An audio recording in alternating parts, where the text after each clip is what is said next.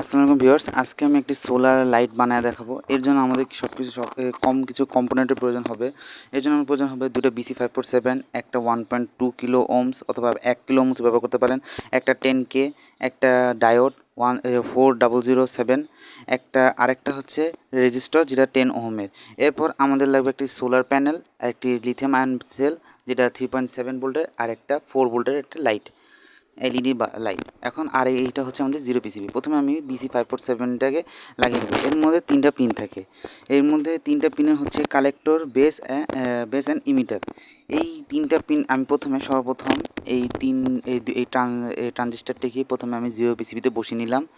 এরপর আমি নিব এই 10 ওহমের একটি রেজিস্টর, যেটিকে প্রথম ট্রানজিস্টরের BC547-এর প্রথম কালেক্টর পিনের সাথে এবং দ্বিতীয় ট্রানজিস্টরের বেস পিনের সাথে আমি আটকে দেব। এখন আমি এটা লাগানোর চেষ্টা করছি। এরপর আমি 10K রেজিস্টরকে প্রথমে বেস থেকে সরাসরি 10K এবং প্রথম ট্রানজিস্টরের বেসের পয়েন্টের সাথে কানেক্ট করব, এমনকি 4007 ডায়োডের সাথে এটি কানেক্ট করে দেব। এই যে আমি এখন কানেক্ট করে দিচ্ছি। এরপর আমি নিব এবার 1.2 কিলো ওহমস অথবা 1 কিলো ওহমস, যেটা আমি প্রথম ট্রানজিস্টরের কালেক্টর পেনের সাথে কানেক্ট করব, এমনকি ডায়োডের সিলভার যে অংশটি লাগানো থাকে, যেটি সাদা অংশ, সেটা সাধারণত পজিটিভ হয়ে থাকে। এরপর আমরা এখন কালেক্টর পয়েন্ট আর এই যে ইমিটার, প্রথম ট্রানজিস্টার ইমিটার এবং দ্বিতীয় ট্রানজিস্টার ইমিটার সরাসরি কানেক্ট করে দেবো নেগেটিভ কানেকশনের জন্য, যেটার মাধ্যমে ব্যাটারি এবং সোলারের নেগেটিভ লাইনটি সংযুক্ত হবে। এখন আমি সোলারের পজিটিভ লাইনটিকে এই ব্ল্যাক পয়েন্ট মানে 10K ওহমস আর ডায়োডের মাঝখানে ব্ল্যাক পয়েন্টের সাথে সংযুক্ত করে দেবো, যেটি সোলারের পজিটিভ কানেকশান, আর যেটি নেগেটিভ সেটি আমি দ্বিতীয় ট্রানজিস্টার BC547-এর ইমিটারের সাথে সংযুক্ত করে দেবো। অবশ্য আমি প্রথমটি লাগিয়েছি, তবে ওইটার সাথে প্যারালাল কানেকশন, তার জন্য কোনো সমস্যা নেই। এরপর আমি ব্যাটারির প্রথম পজিটিভ প্রান্তটি আমি সরাসরি সিলভার যে জায়গায় রয়েছে, মানে 1 কিলো ওহমসের সাথে যেটা 4007 ও ডায়োডের সাথে যুক্ত রয়েছে, সেটি সিলভার পয়েন্টের সাথে যোগাযোগ আটকে দেবো, যেটির মাধ্যমে আউটপুটও হবে, এলইডি লাইটের আউটপুট বেরোবে। এরপর আমরা ব্যাটারির নেগেটিভ প্রান্তটি দ্বিতীয় ট্রানজিস্টারের ইমিটারের সাথে সংযুক্ত করব, যেখানে সোলার প্যানেলের নেগেটিভ পয়েন্টটি সংযুক্ত হয়েছে।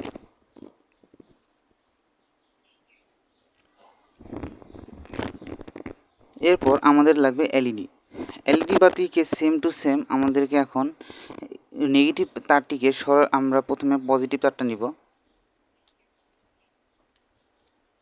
পজিটিভটিকে সেই ব্যাটারি কানেকশন এবং কানেকশন যেখানে পজিটিভ লাইন রয়েছে সেখানে সরাসরি কানেক্ট করে দেবো। আপনারা দেখতে পাচ্ছেন এটি এখানে আমি কানেক্ট করে দিলাম।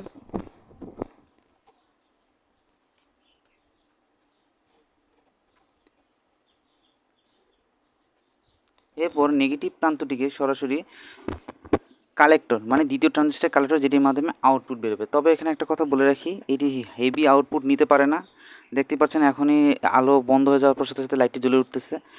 তবে একটা কথা বলে রাখি, প্যারালাল কানেকশনের মাধ্যমে অনেকগুলো ট্রানজিস্টার ইউজ করবেন, কারণ একটি ট্রানজিস্টার হেভি ওয়াট নিতে পারে না। এই বাতিটি মাত্র 2 ওয়াটের, সো এটি খুব কম অ্যাম্পিয়ারে চলবে। এখন দেখেন আমি যখন দেখেন, এখন আমি এই সোলার প্যানেলের উপর হাতটি রাখবো, দেখে লাইটটা জ্বলে উঠতেছে। আবার যখন হাতটা সরে নিব, তখন এটি ব্যাটারি চার্জ করতেছে।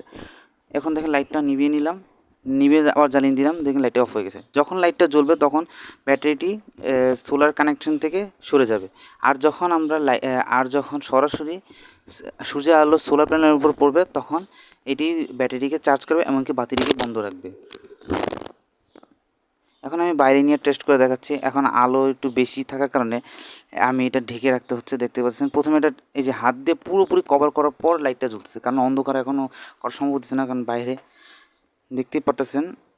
এখন আমি এটা ঘরে নিয়ে আবার পুনরায় টেস্ট করে দেখাচ্ছি।